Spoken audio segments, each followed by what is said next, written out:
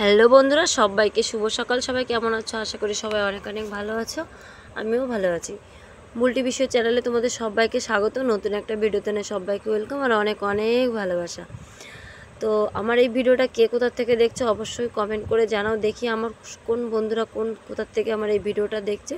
আর যদি তুমি আমার নতুন হয়ে থাকো আমার পেজে, তাহলে অবশ্যই আমার প্রোফাইলটা বা পেজটাকে একটু ফলো করে দেবে। তো চলো বন্ধুরা, সকালবেলা কাজে লেগে পড়েছি। তো কালকে প্রচুর জামা কাপড় ধুয়েছিলাম, সবে এই কটা নাড়লাম, আরও ঘরে আছে, আনবো। তো এটা এক ধামা ছিল, আরও এক ধামা আছে। তারপরে সর্ষে নেড়েছিলাম, কালকে বৃষ্টিতে ভিজে গিয়েছে, তো সর্ষেগুলো মেলে দিলাম। তারপরে আসলাম রান্না করতে, তারপরে আসলাম গোলা রুটি বানাতে। তো দেখো গোলা রুটি বানাচ্ছে, আর যেটাই বানাচ্ছি না এটা কিন্তু আমি উনানে রুটি বানাই, ওর জন্য এটা কিন্তু কালো। তোমরা কেউ বাজে কমেন্ট করো না, এটা আমি উনানে বানাই বলে এটা কালো, নাহলে আমার ওই রুটি বানানোর তাওয়া আছে। তো চলো যাই হোক, গোলা রুটি বানানো কমপ্লিট, তারপরে খাওয়া দাওয়া হয়ে গেছে আমাদের। তো তারপরে দেখলাম আমার মহারানী মিমি, তো মিনু দেখো বিছানার থেকে সুন্দরভাবে ওর দুটো বাচ্চা হয়েছে, তো ওদেরকে খাইয়ে নেমে এসছে। তারপর দোকানে এসে অনেকক্ষণ বসেছিলাম, আমি বরকে বলেছিলাম মাংস নিয়ে আসতে। তো আমি আজ দোকানে বসেছিলাম, ও বাজারে গিয়েছিল মাংস আনতে। দেখতেই পাচ্ছ কত সুন্দর বৃষ্টি হচ্ছে, ঝিরিঝিরি বৃষ্টি। তার মধ্যে এই যে আমাদের মাঠ, আর এবার না আমাদের জমিতে কিছু লাগানো হয়নি। এই দেখো দুদিকে জমিটা পুরো পড়ে আছে। প্রতি বছর কিছু না কিছু করা হয়, এবছর খুব রাগ হয়ে গেছে আমার পরে। তো বলছি কারণ কেন, প্রতি বছর যখন ধান করে জল দিতে হয়, কি জলে ডুবে যায়। পাট করলে হয়তো পাট যদি বনে জল থাকে না, প্রতিবার পাট যখন আমাদের হয়ে যায়, পাট যখন জাগে দিতে হয় জল থাকে না। তো এই কারণে না এবার ফসল করা হয়নি, তারপরে একটু অসুবিধা হয়েছিল। যাই হোক, পরে একটা সময় তোমাদেরকে বলবো। তারপরে আবার বাড়িতে চলে গিয়েছিলাম, বাড়ির থেকে আবার দোকানে আসলাম বরমশাইয়ের কাছে।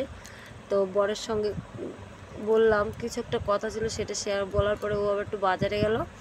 তারপরে ও আসলো আর আমি এই ফাঁকে একটা কেক খেয়ে নিলাম। তারপরে মাংসটা এই যে নিয়ে এসছে, এখন চলো দেখি কতটা মাংস এনেছে। 1 কিলো 800, প্রায় 2 কিলো মাংস এনেছে। এই দেখো মিনু চলে এসছে গন্ধ শুকে, তো ওকেও দেবো 1 পিস খেতে আমি যদিও। আর এইখানে বলেই দিই বরমশাইকে যে ওর জন্য কিছু একটা নিয়ে আসতে। তো চলো, এর মধ্যে যে মাংসের ফুসফুসগুলো থাকে না, ওইগুলো নিয়ে এসছে ওর জন্য, ওকে আজকে ওইটা খেতে দেবো। তো তারপরে এখন রান্না করব, অনেকটাই বেলা হয়ে গেছে জানো তো। তো গোলা রুটিটা রেখে দিয়েছে, আমি যদিও খাইনি এখন একটা রুটি, তো এটা এখন খাবো।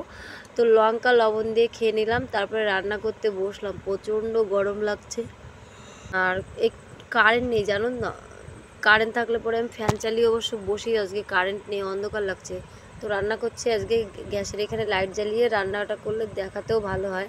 তো যাই হোক চলো, এরকম করেই তোমাদেরকে একটু দেখিয়ে দিলাম, বাকি পুরো রান্নাটা দেখাতে পারলাম না যেহেতু কারেন্ট নেই, অন্ধকারে। আর এই দেখো ঘরের কি অবস্থা, আমার জামাকাপড় ভাঁজ করতে হবে, বিছানার তসকটা রোদ্রে দিয়েছি সেটা ঠিক করতে হবে, কত কাজ করতে হবে বলো তো। তো চলো এক এক করে সব কাজ করে সারিয়ে, এখন না প্রচুর পরিমাণে রোদ্দুর উঠেছে, আর আমি এত খুশি রোদ্দুর উঠেছে বলে কি বলবো। তারপরে এই দেখো লেপটা রোদ্রে দিয়েছে, এখন লেপটা ঘরে নিয়ে এসে ভাঁজ করবো। তার আগে সর্ষেগুলো ভালো করে ঝাড়বো, এগুলো ঘানিতে দিতে হবে, তেল নেই ঘরে একটু। তো আমরা ঘরে জমি করে যেহেতু ওর জন্য ঘরের তেল খাই। তারপরে যাই হোক সর্ষেগুলো আর ঝাড়লে না ঝাড়েই রেখে দিয়েছে, আরেকটু রোদ্দুর হবে দেখলাম। তারপরে বিছানাটা পরিষ্কার করে সুন্দর করে গুছিয়ে নিলাম। তারপরে গ্যাসের এই পাশটা গুছিয়ে নিয়েছি, দেখো থালা বাসন ধোয়া হয়ে গেছে, টেবিল মোছা হয়ে গেছে, জামা কাপড় ধুতে যাব এখন। আর বাকি যে জামা কাপড় আছে সেইগুলো চলো উঠাবো। তো কলপাড়ে যাই, চলো দেখি, তোমাদেরকে একটু দেখিয়ে দিই কী কী কাজ করব।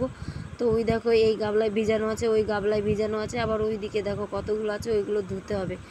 আর ঘরে আমাদের মাটি তো প্রচুর পরিমাণে কাদা হয়, কি বলবো, এত কাদা, সব বস্তাগুলোর কি অবস্থা।